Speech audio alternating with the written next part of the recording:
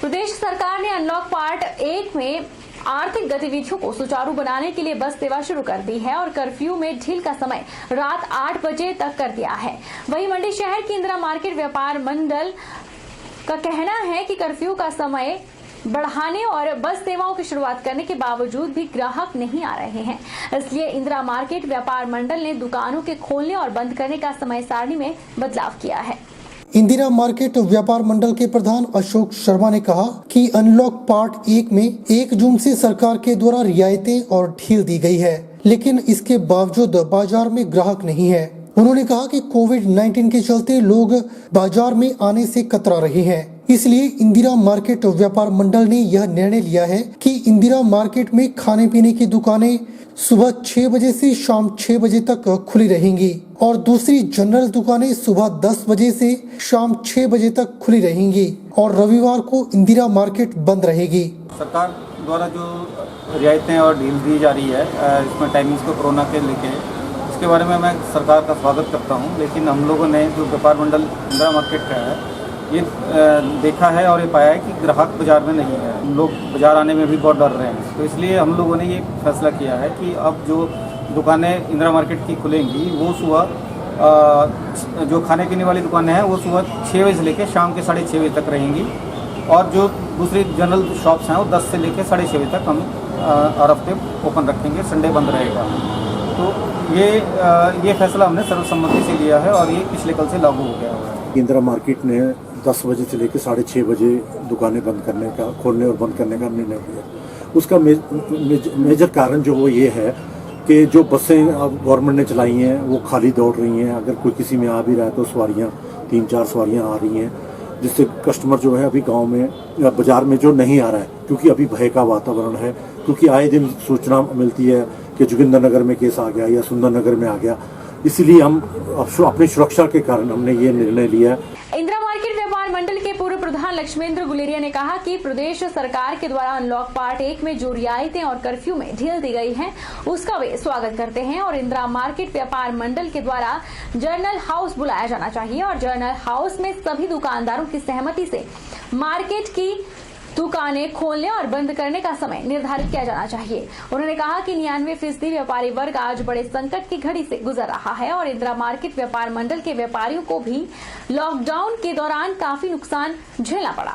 उन्होंने सरकार से इंदिरा मार्केट व्यापार मंडल के व्यापारियों को लॉकडाउन के दौरान किराए से छूट देने की मांग की ताकि इन व्यापारियों को भी राहत मिल सके।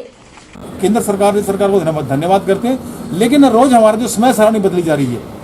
कभी हमारा समय सुबह 6 से शाम को 8 बजे तक कर दिया जाता है और कभी हमारी जैसे इंदिरा मार्केट एसोसिएशन ने अब ये निर्णय लिया है कि हमारी दुकानें जो है वो 10 बजे से लेकर 6 बजे खुलेंगी। हम इसका विरोध करते हैं, क्योंकि जब सरकार ने समय सुबह 6 बजे से लेकर रात को 8 बजे तक किया है तो वो समय जो है जैसे हमारे होटल एसोसिएशन के, हमारे फास्ट फूड हैं, चाट भंडार हैं या हमारे जूस बार हैं, उनकी सुविधा को ध्यान में रख करके हमारी इंदिरा मार्केट जो व्यापारी एसोसिएशन बनी है, जो कि अभी एक जिसकी चुनाव जो समय सीमा भी पूरी हो चुकी है, उसको लेकर के ध्यान में रख के आगे ये फैसले लेने चाहिए कि जनरल हाउस बुलाएं और वहां समय सारणी का फैसला लें, जिससे कि हर व्यापारी को अपने कारोबार के हिसाब से और अपनी सुविधा के अनुसार उसको खोलने और बंद करने का समय सीमा तय की जाए। 99% व्यापारी वर्ग जो है वो आज बड़े संकट की घड़ी से गुजर रहा है। कईयों के परिवार इस स्थिति तक पहुँच चुके हैं कि उनको भुखमरी तक की नौबत आ गई है, लेकिन सरकार ने उसको आज तक हमें कोई भी किसी व्यापारी को, जो कि लाखों करोड़ों रुपए सरकार को टैक्स दे चुके हैं, जितने भी हमारे इंदिरा मार्केट के जो व्यापारी हैं और साथ में पूरे मंडी शहर को जो कि नगर परिषद के अधिकार क्षेत्र में जो भी दुकानें हैं उसके किराए की छूट के बारे में कुछ ना कुछ विचार जो है मसौदा बना करके राज्य सरकार को भेजना चाहिए, जिससे कि मंडी के साथ साथ हमारे बाकी राज्यों का भी जो किराया है सरकारी दुकानों का वो कोरोना पीरियड के कोविड-19 का जो पीरियड चला उसकी समय तक के टाल देना चाहिए। व्यापारियों के एक धड़े ने बैठक आयोजन किया जिसमें सर्वसहमति से सुकेत व्यापार मंडल सुंदरनगर का गठन किया गया और जल्द ही इसका पंजीकरण करवाने का भी फैसला लिया गया। इस बैठक का आयोजन सुरेश कौशल व्यापारी की अध्यक्षता में लिया गया। कौशल का कहना है कि पिछले तकरीबन 8 वर्षों से वर्तमान व्यापार मंडल के ना तो चुनाव हुए हैं और ना ही व्यापारी वर्ग की समस्याओं का समाधान किया गया है और ना ही बाजार में चौकीदार की तैनाती की गई है, जिससे आए दिन बाजार में चोरी की घटनाएं आम होती नजर आई हैं। वर्तमान व्यापार मंडल की अनदेखी का सीधे तौर पर व्यापारी प्रभावित हुए हैं, जिसके चलते सुंदरनगर के समस्त व्यापारियों ने पुराने व्यापार मंडल से अनदेखी के चलते अपना एकमुश्त इस्तीफा दे दिया है और नए व्यापार मंडल में सदस्यता ग्रहण करते हुए विश्वास जताया है। 8 वर्षों से व्यापार मंडल सुंदरनगर जो है कोई चुनाव नहीं हुए हैं और सुंदरनगर में चोरियों की वारदात बढ़ रही है, जिसके कारण जो है कोई चौकीदार हमारे पास 5 साल से कोई चौकीदार नहीं है। तो हमने नए व्यापार मंडल बनाने का एक निर्णय लिया, जिससे के साथ इन्होंने पुराने जितने हमारे व्यापारी थे सबने पुराने नए व्यापार मंडल में जुड़े हैं और पुराने व्यापार मंडल को जो है वो 450 व्यापारियों ने इस्तीफा देके जो है वो नए व्यापार मंडल में हमारे पास आ चुके हैं, जिसका हमारे पास पूरा रिकॉर्ड है। बाकी जो हमारे पास प्रदेश की जो प्रेसिडेंट है उन्होंने हमारे साथ बिल्कुल आश्वासन दिया है कि हम आपके साथ हैं, आप आगे बढ़िए, बाकी आपकी जहां पे हमारी सहायता होगी हम आपकी पूरी सहायता करेंगे। नूरपुर खंड विकास और समन्वयक स्वच्छ भारत मिशन ने समस्त पंचायत सचिव और प्रधान को सफाई सुनिश्चित करने के आदेश जारी किए हैं। नूरपुर खंड विकास अधिकारी करम सिंह नरियाल ने बताया कि सभी प्रधानों और सचिवों को निर्देश दिए गए हैं कि अपनी अपनी पंचायत में ठोस कूड़ा कचरा प्रबंधन की तरफ ध्यान दें, ताकि पंचायतों और एनएच पर जो क्षेत्र पड़ते हैं उनमें सफाई निरंतर तौर पर सुनिश्चित करने की जिम्मेवारी निभाए। हमने अपने विकासखंड की समस्त पंचायतों के प्रधानों सचिवों को निर्देश दिए हैं कि अपने अपनी पंचायत में ठोस कूड़ा कचरा प्रबंधन की तरफ ध्यान दें, ताकि पंचायतों एवं एनएच पर जो क्षेत्र पड़ते हैं उनमें सफाई निरंतर तौर पर सुनिश्चित करने की जिम्मेवारी निभाएं और इस अभियान को सभी क्षेत्रों में निरंतर बनाए रखें, ताकि वातावरण स्वच्छ एवं शुद्ध बना रहे। और साथ ही ठोस कूड़ा कचरा का प्लांट जो ग्राम पंचायत औंध में लगने जा रहा है उस बारे भी विशेष ध्यान दें।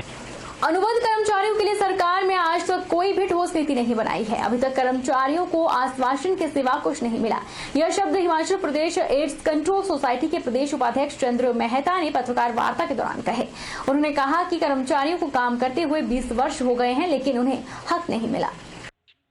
Himachal Pradesh AIDS control society के प्रदेश उपाध्यक्ष चंद्र मेहता ने मीडिया को संबोधित करते हुए कहा कि अनुबंध कर्मचारियों के लिए कोई भी नीति नहीं बनाई गई है। चंद्र मेहता ने सरकार से आग्रह करते हुए कहा कि कर्मचारियों का हक उन्हें मिलना चाहिए। शिक्षा के आधार पर उन कर्मचारियों को रेगुलर किया जाए। उन्होंने कहा कि अधिकतर अस्पतालों में लैब तकनीशियन के पद रिक्त पड़े हैं। अनुबंध कर्मचारियों ने अधिकतर लैब के काम को संभाल रखा है, पर सरकार इन कर्मचारियों के बारे कोई सोच विचार नहीं कर रही है। सरकार जो हमें आश्वासन देती रहती है, हमें जो है आज से 5 साल पहले भी आश्वासन दिया गया था कि आपको जो है रेगुलर नीति बनाई जा रही है, मगर आज तक कोई रेगुलर नीति नहीं बनाई गई। जैसा कि आज कोविड जैसी महामारी जो है इतनी खतरनाक है, आज से 20 साल पहले हमारे HIV की बीमारी भी इतनी घातक थी कि उसका नाम लेने से लोग डरते थे, मगर हमारे मुलाजमों ने उनको इतनी सशक्त इस पे पहुंचा दिया। आज HIV के नाम से कोई लोग डरता नहीं है, मगर उन कर्मचारियों ने जिनके साथ डॉक्टर क्या हर एक आदमी जो है HIV का नाम सुनते ही भाग जाता था, मगर हमारे जो एड्स कंट्रोल में जो मुलाजिम लगे हुए हैं उन्होंने उन लोगों के साथ चलकर आगे सारे इसमें जो है महामारी को जो है एक महामारी का रूप मिटा दिया और आज लोग जो है HIV के साथ जी रहे हैं। तो ये सारा हमारे इन कर्मचारियों का देन है। जुलाई 2002 से NHM में मैंने ज्वाइन किया था और हमारे लिए अभी तक कुछ नहीं बनाई गई है, ना ही जब भी बोला जाता है तो आश्वासन ही दिए जाते हैं और कुछ नहीं। रुकेंगे छोटे से ब्रेक के लिए, ब्रेक के उस पार लौटेंगे। आप बने रहिए हमारे साथ।